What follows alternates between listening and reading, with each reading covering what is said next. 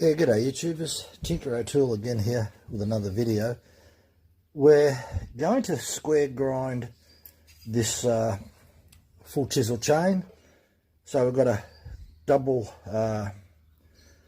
beveled file from the lobe. And it's interesting that when you start to file the tooth, that you start off, this is a 30-degree angle, and we'll probably end up slightly less than 20 degrees. So you've got to hold it at the right angle and start to file. And you'll slowly see the point starting to change. It's a little bit difficult. I've got the camera stand in the way here, so anyway, we'll give it the best shot we can.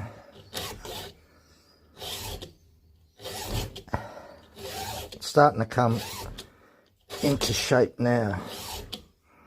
And you actually do lose quite a bit of tooth doing this. It's probably about 20 degrees at the moment. See what it looks like. Oh, it's not, needs a little bit more.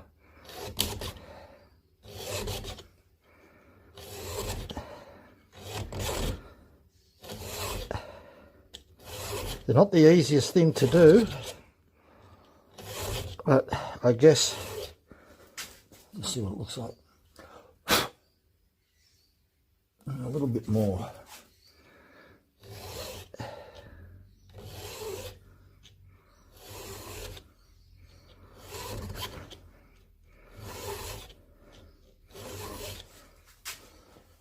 That's better. Just a little touch more.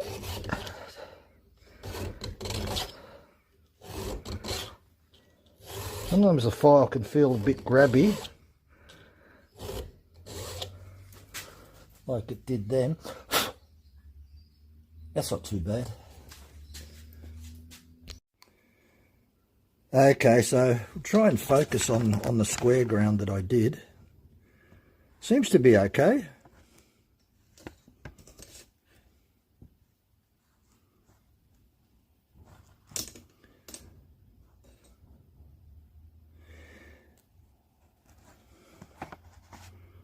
We'll see what my mate Adam thinks. There's the side plate angle there.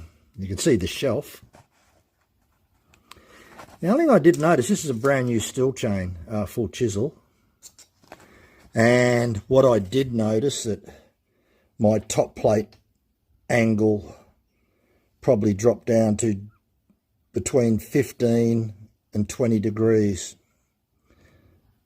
So yeah. It seemed to come up all right. There's another tooth there. There's another one.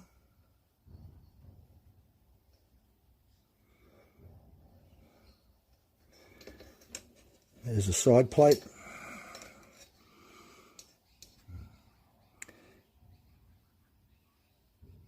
You know, this is much, much harder than round filing.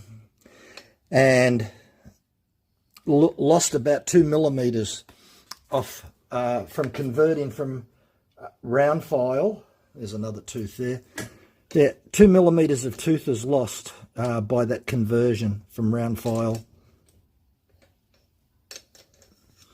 Not as perfect, that one. You can see on the edge there, right on the corner. So, but look, it's worth giving it a go. It's a little bit of a challenge.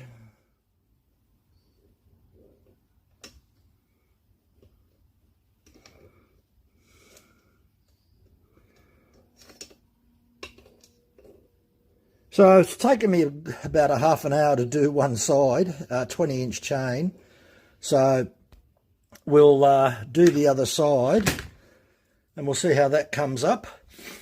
And the ultimate test will be cutting through a log. That's the ultimate test to see how it performs. Okay, so this is about a 30-degree angle and we're on the other side of the chain. It's very time consuming. So holding the file like this will start to grind off the point. as the file shape starts to cut into the tooth, you start to change that top plate cutting angle. And you've got to get your technique right, because I tell you what, if you don't,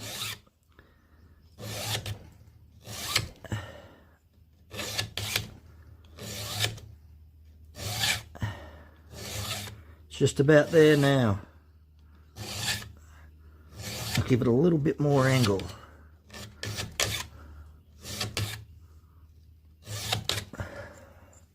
Needs a little bit more.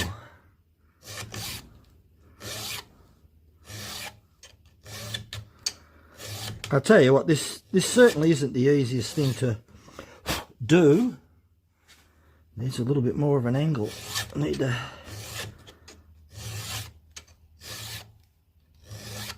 We'll check that out. See what that comes out like.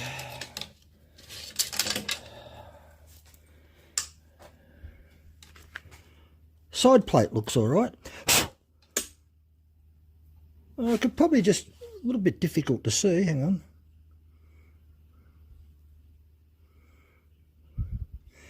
Needs a little bit more. Problem is you're converting from round to square, and when you're not an expert at it, it's definitely harder.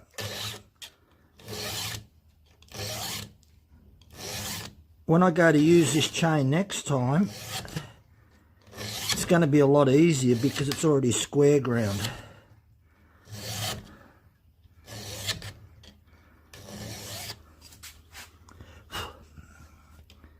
The other thing you got to make sure is where the edge of the file, and that's this edge here, this edge of the file where my fingernail is. If you have a look, that goes right up into the top corner of the plate. And you don't want it above the top plate where it intersects. You want it right in the middle. That's a lot better.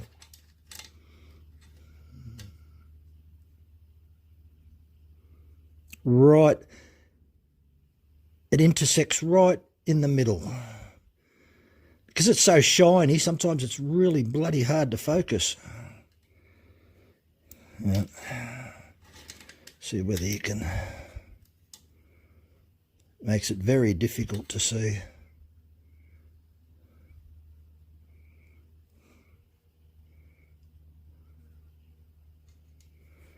And the side plate's pretty good.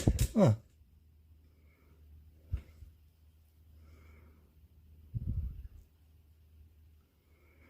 As I said, you lose about 2 millimeters. So this chain's being used. It's only about 8.8 millimeters. They're normally close enough to 10. So yeah, you're losing a little bit, but subsequent filing, when I file this in the future, I'm not reprofiling, so it's very time consuming reprofiling from round ground to square. And a lot of the times I've got to take it off, look at it, put it back on, go backwards and forwards until I'm happy with it. So yeah, the first part is to remove the metal to get the square ground shape, and then just spend a little bit of time taking it off and on and examine it and making sure that the angle's right, and if it's not, a slight correction. So yeah, very time consuming. It's not something that you'd want to do for a living. Yeah, unfortunately, when I brought a square ground chain from Still, it's a skip tooth. And then I said to him, no, I really don't want a skip. I want a full comp, so that every cutter is square ground. Oh, we don't sell it like that. So yeah, unfortunately, it's going to be much more aggressive this way because every tooth is square ground. So it's a 20-inch chain, yeah, 18 teeth aside. Makes it quite aggressive, much more aggressive than a skip chain. So we'll see how it goes. Okay, so what we've done is prepared 4 chains, check the rakers to make sure everything is the same on each chain and everything's set up as best as possible, and I've sharpened them as best as I possibly can. So the first chain is semi-chisel, so I don't expect this to do anything special, but hey, this is the slowest chain, so we should get a higher number on that. The next chain is still RS chain, and it's just ground with a 30-degree angle on it. It's been used before, so it's not that old, but anyway, it's been ground to 30 degrees. The next chain is the still Hexa. It's been used once, so I rechecked it. It has been resharpened, cleaned, checked the rakers, ready to go. So that's the Hexa. So we expect this to go a little bit better than the full chisel. Now the square ground, that was a lot of work for me, really was, to convert that from round. Well, it was, when I brought the last 2 chains, I brought 2 RS chains, so this was an RS chain here, and I converted it to square using the Velobe double bevel file, as you saw. And that was very time consuming, and the rakers, I had to take quite a bit off the rakers too, because I've lost a couple of millimeters, 2 millimeters I lost on each tooth. So yeah, not a lot of meat. Well, there's more than half left on there, but anyway. So really expect this one to sort of shine. So the saw we're going to use, I could use a more powerful saw, I could use a 500i, but I thought it was fitting that because I've used my MS380 and I've been using it for about 12 years, I really know how it cuts well. I got the 500i, but it's only had it a couple of months, and yeah, sure, it's much more powerful, but I'm so used to using this saw for the last nearly 20 years, I really know what to expect from that saw, especially if I try to load it up. Now, I'm not going to try and load this up. I'm going to put as least pressure as I can on the saw, but just have the saw on the verge of bogging down a little bit. So I'll get the feel for it. It'll be full throttle, and hopefully this will be the slowest, this will be the next fastest, this will be the next fastest, and this should be the fastest chain of all. So it'll be just interesting comparing the different grinds.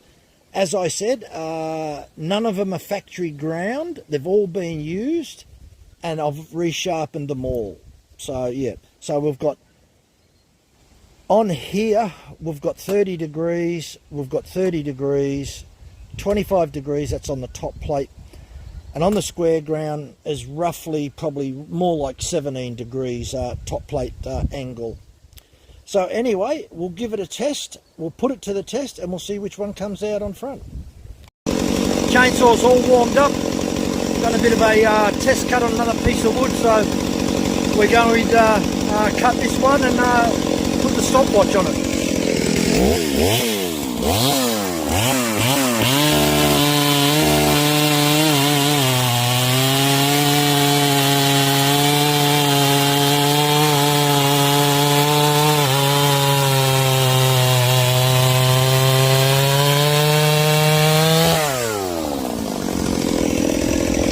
Okay, that wasn't too bad, so what we'll do, we'll put the full chisel chain on. So that's the semi-chisel chain, it seemed to go okay. We'll put the full chisel on and we'll time that. Okay, so we've got the full chisel chain. We'll see how that performs.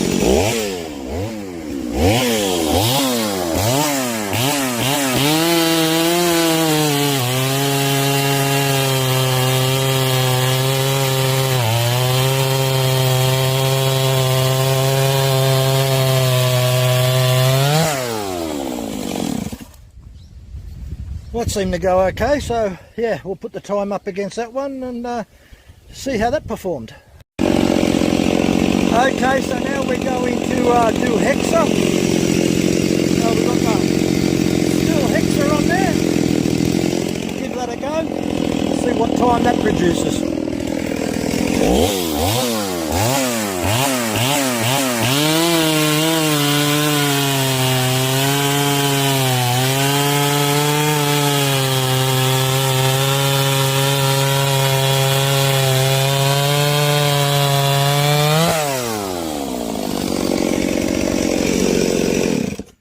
Well, that seemed to go a little bit faster just by the feel of it. So yeah, we'll do a time check on that one and see what that one comes up like. Okay, so now we've got the square ground on. This is going to be very interesting, and hopefully this one yeah, cuts really well.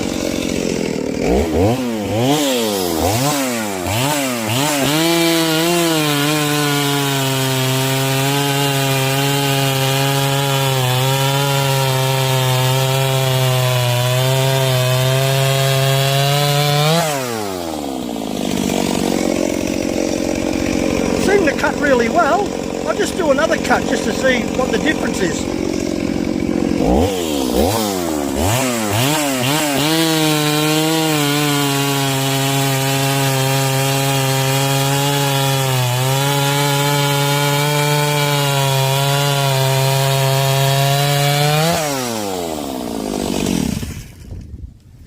Yeah, well that definitely seems to be a little bit faster. I don't know if I'm imagining it, but it felt just that little bit faster. Considering how long it took me to do it, it'd want to work faster. But we'll put the stopwatch on and we'll come to a conclusion. Okay, so come to the conclusion. Well, the clear winner was a square ground. It came in at 11.7 seconds. Then I checked it again, it came in at 12 seconds, so there wasn't much in that. The semi-chisel came in at 15.4 seconds. That was a little bit slow. The full chisel came in at 13.4 seconds. The Hexa came in at 13 seconds, so there wasn't much between those two. And the square ground came in 11.7 and 12 seconds. So I did that twice, and yeah, there wasn't much in it. It's pretty much what I thought it was, except the semi-chisel, I thought maybe it wasn't as sharp as what it could have been, and I could have got that even slightly lower. This is one of the things that you can find when you're doing time-based cutting using different chains. You've got to make sure you're using the same log, the same diameter, and it doesn't vary, it doesn't taper.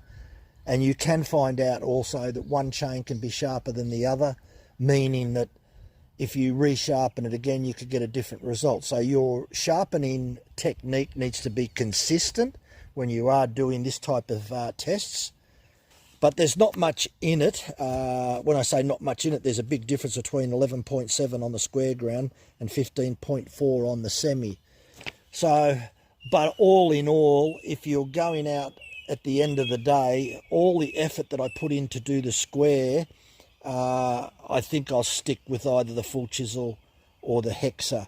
The semi-chisel is your best all-rounder, but I really do like aggressive chains. So, but certainly the square ground is aggressive, so I might persist with that for a while and see how I go in the future with it and see how my sharpening technique improves over time.